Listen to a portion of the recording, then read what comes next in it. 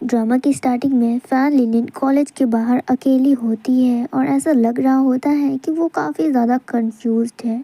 वो कह रही होती है कि मैंने आखिर इतने पतले कपड़े क्यों पहने हैं और मुझे बहुत ज़्यादा ठंड भी लग रही है और यहाँ पर स्नोफॉल भी हो रही है।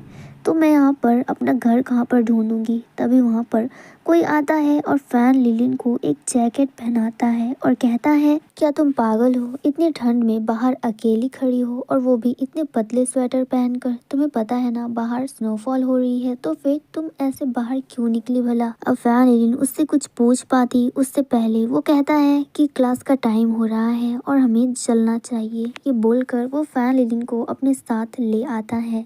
अब नेक्स्ट सीन हमें क्लासरूम का दिखाया जाता है, जहाँ पर सब लोग आपस में बातें कर रहे होते हैं, एक दूसरे से सब कुछ शेयर कर रहे होते हैं।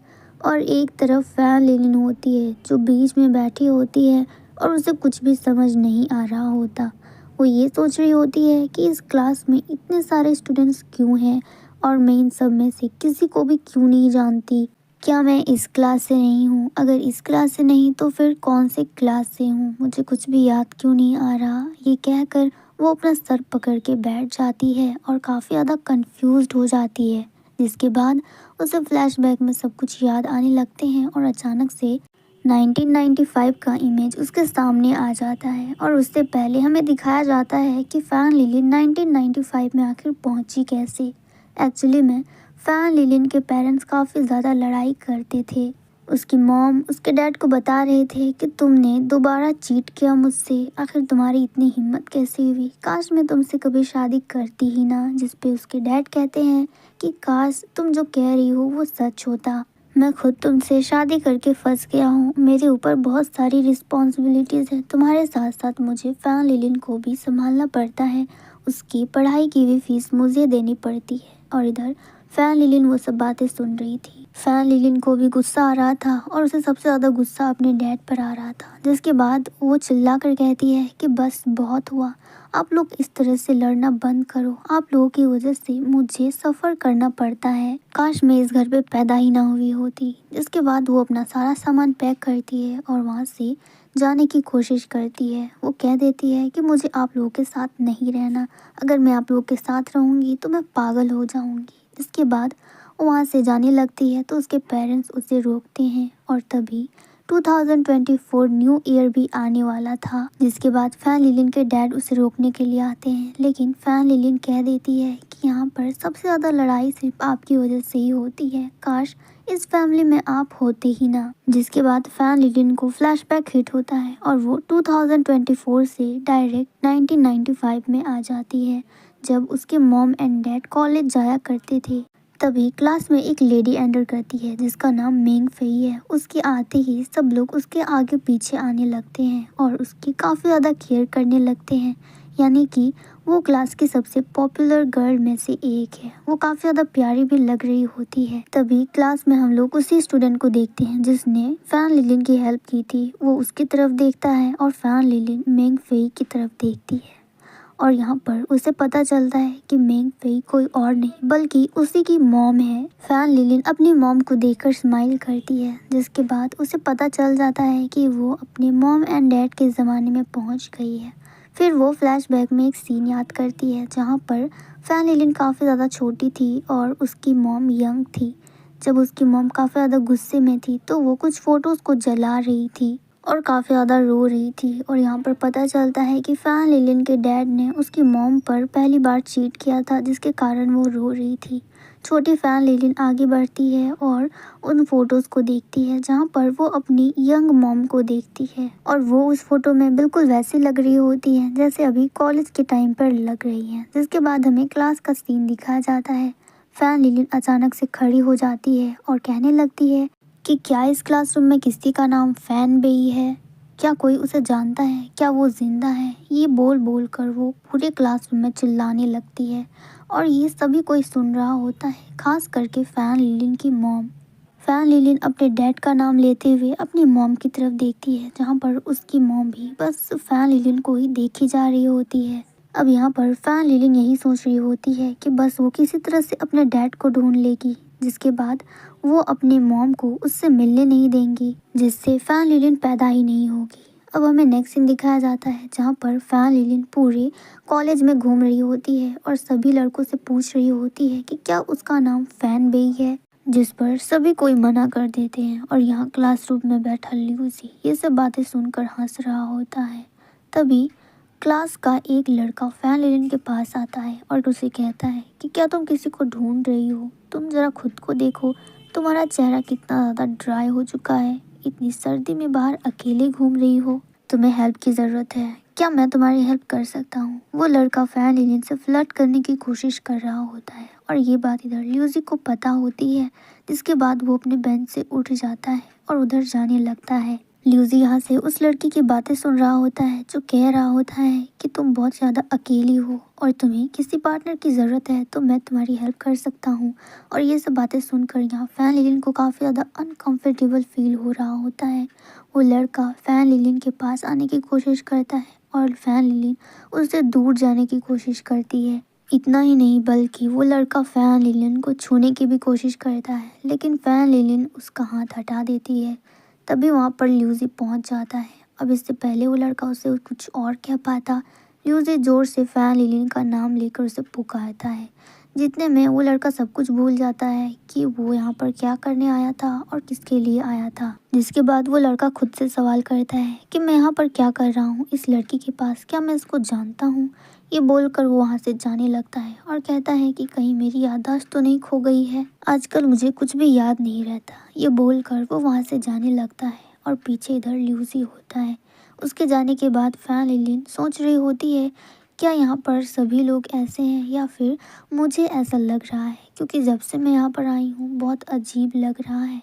मुझे ऐसा लगता है कि इस ज़माने में भी मुझे कोई जानता है, लेकिन इस टाइम पर मुझे कौन ही जानेगा, मुझे कौन पहचानेगा, मैं तो फ्यूचर से आई हूँ। वो ये सब सोच रही होती है तभी वहाँ पर ल्यूसी उसके पास आ जाता है और उससे कहता है कि तुम फिर से भूल गई, तुम्हें तो अपना रूम चाहिए था ना। जिसके बाद हमें नेक्स्ट सीन दिखाया जाता है जहाँ पर ल्यूसी फैन लिलिन को उसका रूम दिखाता है और कहता है कि तुम्ही ने मुझे कहा था कि तुम्हें एक रूम चाहिए रहने के लिए, क्योंकि तुम्हारे पास रहने के लिए जगह नहीं है, तो ये रहा तुम्हारा रूम और वो रहा तुम्हारा बैग। जिसके बाद फैन लिलिन ल्यूसी की तरफ देखती है और ये याद करने की कोशिश करती है कि उसने आखिर ल्यूसी को रूम के बारे में कब कहा था। ल्यूसी फैन लिलिन को देखता है और कहता है कि तुम मुझे इस तरह से क्यों घूर रही हो, क्या तुम्ही ने मुझे नहीं कहा था कि तुम्हें रहने के लिए एक रूम चाहिए, तो मैंने अपना प्रॉमिस पूरा किया। जिसके बाद ल्यूसी फैन लिलिन को उस रूम की की देता है और कहता है कि इसे संभाल के रखना, अगर इसे खो दिया तो मैं तुम्हारे लिए दूसरा की नहीं लाऊंगा। जो फैन लिलिन काफ़ी गौर से की को देखती है और सोचती है कि ये सही है, ये मेरे लिए एक एडवांटेज भी हो सकता है, क्योंकि मेरे पास फ़िलहाल रहने के लिए कोई जगह नहीं है, तो इस रूम में ही रह लेती हूँ। जिसके बाद वो की ले लेती है। फिर ल्यूसी कहता है कि तुम ज़रूर ये सोच रही होगी कि ये तो मेरा क्लासमेट है, फिर ये मेरी इतनी हेल्प क्यों कर रहा है, लेकिन तुम्हें इस चीज़ के लिए लकी फील करना चाहिए कि मैं तुम्हारा क्लासमेट हूँ और मेरे जैसे इतना अच्छा लड़का तुम्हें मिला है, वरना आजकल कोई भी इतना हेल्प करने के लिए तैयार नहीं होता। और तुमने क्लास में तो उस लड़के को देखा ही था जो तुमसे फ्लर्ट करने की कोशिश कर रहा था, अगर मैं नहीं होता तो पता नहीं वो क्या करता, क्या पता वो तुम्हें किसी सुनसान जगह पे ले जाता और तुम्हें नदी में फेंक देता।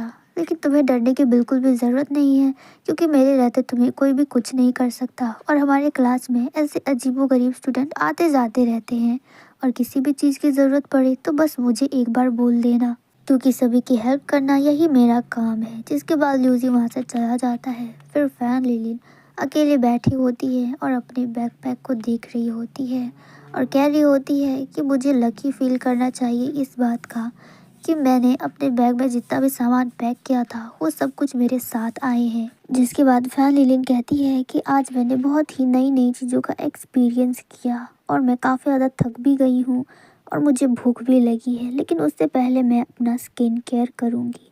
इसके बाद वो HBN का स्किन केयर प्रोडक्ट यूज़ करती है और अब उसका स्किन थोड़ा बहुत अच्छा हो गया है, अब वो ग्लो कर रहा है। जिसके बाद फैन लिलिन को भूख लग रही होती है, तो उसके पास कुछ पैसे होते हैं जो वो फ्यूचर से अपने साथ लेकर आई है। अब वो उन पैसों को लेकर कैंटीन पर पहुंचती है। कैंटीन में जाने के बाद ही सब लोग फैन लिलिन को काफ़ी घूर घूर कर देख रहे होते हैं और उसके कपड़ों का मजाक उड़ा रहे होते हैं। सब लोग कह रहे होते हैं कि इस लड़की ने इतने ओवरसाइज्ड कपड़े क्यों पहने हैं। क्या ये किसी लड़के के कपड़े हैं? ये काफ़ी ज़्यादा अजीब है। आज से पहले यहाँ पर ऐसे कपड़े किसी ने नहीं पहने। ये बहुत ज़्यादा अजीब है। पर फैन लिलिन को उन सब की बातों से कोई भी फ़र्क नहीं पड़ता और वो आगे बढ़ जाती है। यहाँ अंदर आने के बाद वो देखती है कि काफ़ी लंबी लाइन लगी है। फैन लिलिन भी एक लाइन को ज्वाइन कर लेती है। वहाँ पर हम देखते हैं कि ल्यूसी ऑलरेडी पहुँच गया है, जिसके बाद लाइन पर एक लड़का जो सबसे आगे खड़ा होता है, उसके पास एक फ्री टिकट होती है जिसकी वजह से वो फ्री में खाना ले सकता है। लेकिन वो इतना ज़्यादा शर्मीला होता है कि उसे काफ़ी ज़्यादा शर्म आ रही होती है ये बोलने में कि मुझे फ्री का खाना चाहिए। अब उसके पीछे जो लड़का खड़ा होता है वो उसे कह रहा होता है कि या तो तुम जल्दी खाना लो या फिर मुझे आगे लगने दो। लेकिन वो काफ़ी ज़्यादा घबराया होता है और वो लाइन से पीछे हट जाता और कहता है कि मुझे नहीं चाहिए। अब वहाँ का कैंटीन मैनेजर उसे कहता है कि ये तुम्हारा खाना रेडी हो गया है और तुम इसे बिना लिए यहाँ से जा रहे हो। क्या तुम्हें ये नहीं चाहिए? क्या मैं ये दूसरे इंसान को दे दूँ? तुम कितनी देर से यहाँ लाइन पर लगे थे और जब तुम्हारी बारी आ गई तो तुम यहाँ से जा रहे हो। क्या तुम्हें ये सही लग रहा है? अब वो मैनेजर जिस तरह से बोल रहे होते हैं बिल्कुल ऐसा लग रहा था कि फैन लिलिन के डैड बोल रहे हैं। और इधर फैन लिलिन लाइन में खड़ी होकर ये सब कुछ देख रही होती है। उससे भी पता चल जाता है कि फैन भी यानी कि उसके डैड वही मैनेजर हैं।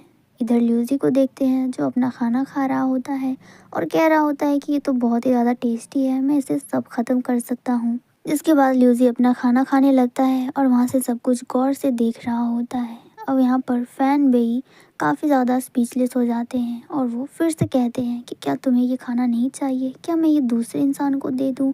तो वहाँ पे लाइन में लगी जितने भी लोग होते हैं सब लोग उसे चिढ़ा रहे होते हैं, उस लड़के को चिढ़ा रहे होते हैं कि तुम फ्री का खाना खाने आते हो और जब तुम्हें सच में फ्री का खाना मिल ही रहा है तो फिर तुम उसे ले क्यों नहीं रहे, पीछे क्यों हट रहे हो। अब फैन भी दोबारा उसे पूछता है कि तुम इसे लोगे या नहीं। तो वो लड़का मना कर देता है और कहता है कि मुझे नहीं खाना, मेरी भूख मिट गई है। ये बोलकर वो वहाँ से जाने लगता है। तभी फैन लिलिन आगे आती है और उस लड़के को कहती है कि तुम ऐसे कैसे जा सकते हो, इतनी देर तक लाइन पर लग के तुम ऐसे ही जा रहे हो। तुम्हारी वजह से हम लोगों ने भी वेट किया है और हम उसे वेस्ट नहीं जाने देंगे। फिर वो उसका हाथ पकड़कर वो खाना उसके हाथों में दे देती है और कहती है कि इसे लेकर जाओ और जब तक इसे ख़त्म नहीं करोगे तब तक इसे वापस मत लेकर आना। फैन लिलिन के पीछे उसके डैड होते हैं जो सब कुछ देखकर काफ़ी ज़्यादा खुश होते हैं कि चलो कोई तो है जिसने उसका स्टैंड लिया। अब इधर ल्यूसी को देखते हैं जिसने अपना खाना ख़त्म कर लिया है। अब सब लोग धीरे धीरे लाइन लगाने लगते हैं खाना खाने के लिए। इसके बाद वो लड़का सिर्फ अपने टिफ़िन को ही देखे जा रहा होता है। जिसके बाद काफ़ी देर देखने के बाद वो थैंक यू बोलता है, जो देखकर फैन लिलिन काफ़ी ज़्यादा खुश होती है। तभी वहाँ पर मिंग फेई आ जाती है और एक लड़के को कहती है कि मेरे रास्ते से हटो, तुमने तो खाना खा लिया होगा, अब मेरी बारी है। जिसके बाद मिंग फेई भी अपनी लाइन पर लग जाती है। तभी उसकी नज़र फैन बेई पर जाती है जो उसे देखकर स्माइल कर रहा होता है और उसे देखकर मिंग फेई भी स्माइल करती है और ये फैन लिलिन देख लेती है और उसे समझ आ जाता है कि यहीं से मेरे मॉम एंड डैड की लव स्टोरी स्टार्ट हुई थी। लेकिन मैं तो पास्ट में सिर्फ इन दोनों को अलग करने के लिए आई हूँ और मेरे रहते ऐसा कभी नहीं होगा। जिसके बाद मिंग फेई आगे बढ़ने वाली होती है। तभी वहाँ पर फैन लिलिन आ जाती है और कहती है कि फैन बेई मुझे तुमसे कुछ ज़रूरी बात करनी है। जो सुनकर फैन बेई को कुछ भी समझ नहीं आता और वो कहता है कि तुमने क्या कहा। और इधर दूसरी तरफ हम लोग ल्यूसी को देखते हैं जो वो सब कुछ सुनकर स्माइल कर रहा होता है। और इधर कैंटीन में जितने भी लोग होते हैं सब लोग गुस्सा कर रहे होते हैं कि जल्दी करो, हमें भी भूख लगी है, हमें भी खाना खाना है। और इस मोमेंट पे हमारा ये एपिसोड ख़त्म हो जाता है।